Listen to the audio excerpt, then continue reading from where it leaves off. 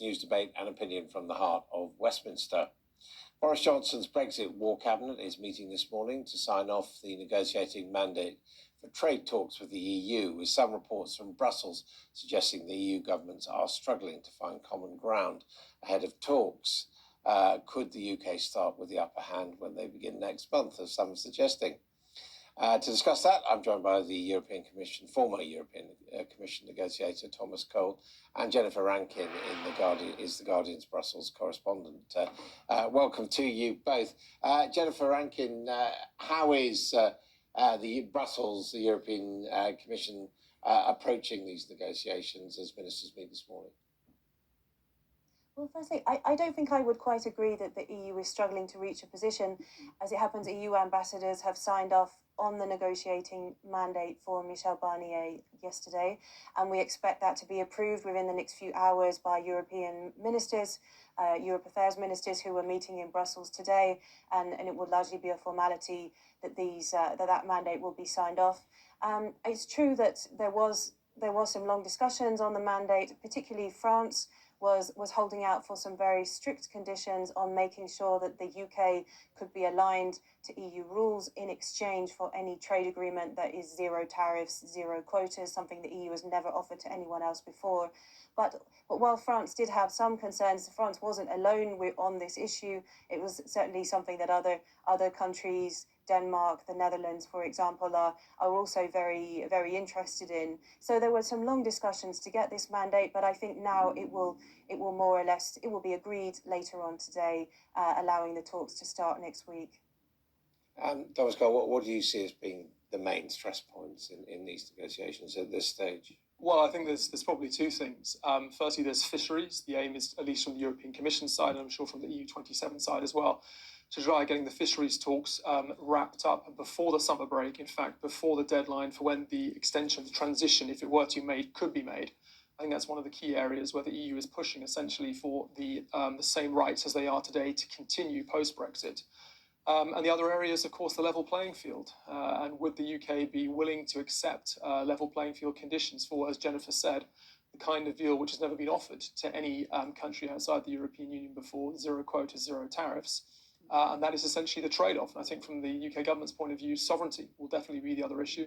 As we've heard from Michael Gove, saying essentially that the UK is not, previously that the UK is not prepared necessarily to accept EU rules just in order to get a trade deal, and that companies might have to prepare for WTO terms. I think all this is pointing towards is probably a political crisis emerging later this year. As far as I understand it, on fisheries and indeed on a statutory level playing field, the position of the British government is straightforwardly no, we're not agreeing to that. I think that's essentially where the crux of this comes, and I think that will probably be the massive issue. The UK is obviously leaving the EU. The offer that's on the table for the UK, if it wants zero tariffs and zero quotas, the quid pro quo is, well, you've got to accept EU standards.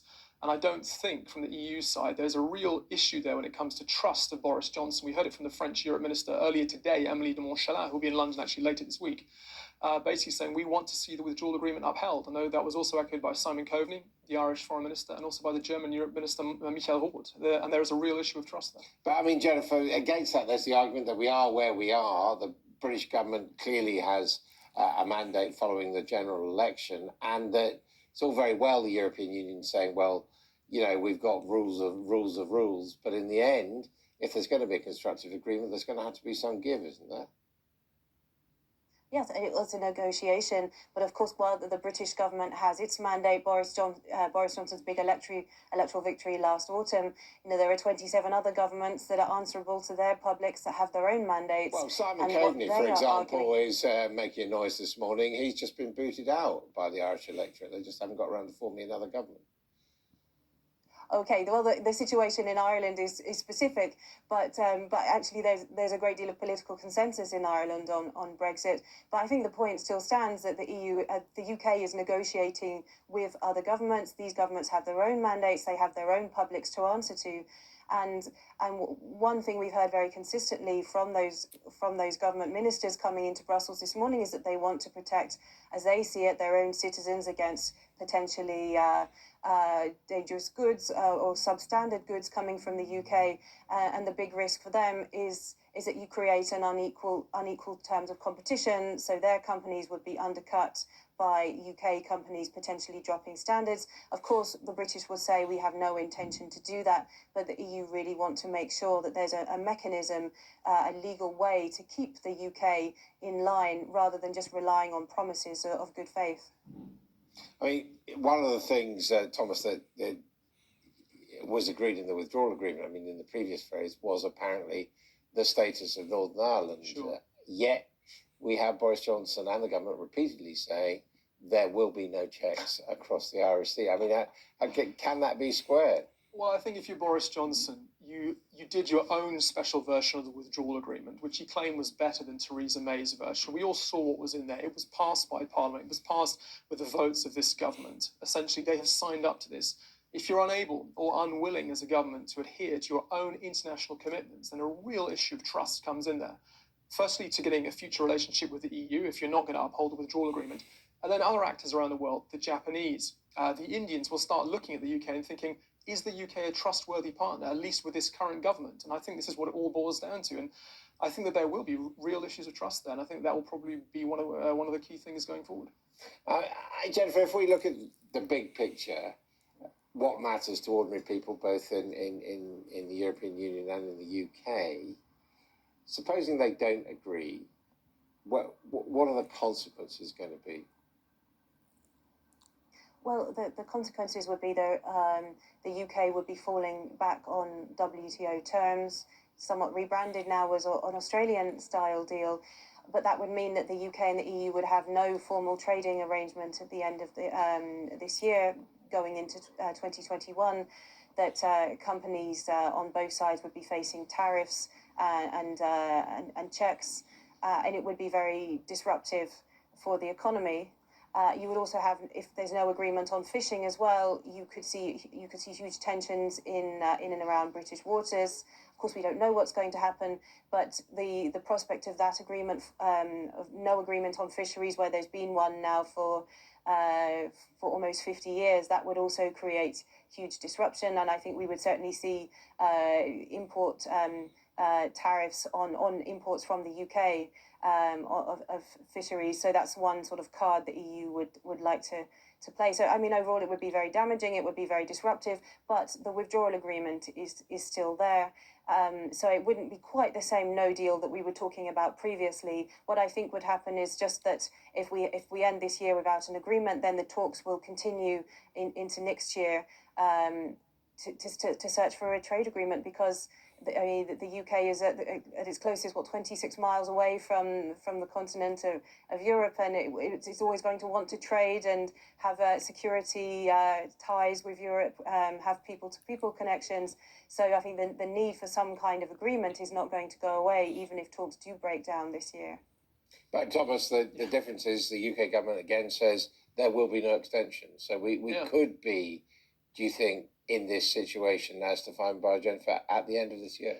I can see a situation emerging where Johnson does what he says he's going to do, and that's not extend transition. But it's pretty clear from both sides, and in fact, you need more time. And then at a certain point, both sides have to come to terms with either if you're prepared to go for no deal, it's going to hit the EU, it's going to hit the UK even more. If you're prepared to absorb that shock, then okay, you go for it. The problem is you're still negotiating the future relationship, and the UK being more exposed to the EU in a no deal, well, in all scenarios, but under a no deal scenario would probably be a greater incentive there for the UK to strike a deal, albeit on worse terms than they are today. So I can see a political crisis emerging later this year, and I know that all sides, especially the EU side, have said that they wouldn't want to reopen the withdrawal agreement after the 30th of June when it comes to extension. But I can see a situation emerging where, in fact, the withdrawal agreement has to be opened because the two sides perhaps reach a situation where a deal can be done, but you just need more time to do it. And in that case, just saying, well, it all ends on the 31st of December, if you can get a deal done by, say, January or February next year, you would then revisit the withdrawal agreement, reopen it, and say, for the particular bit on transition, we will now extend for X amount of time. But it's going to be a political crisis later this year, I think. You anticipating that political crisis and an extension of some sort being the outcome, Jennifer? I think the political crisis sounds very plausible.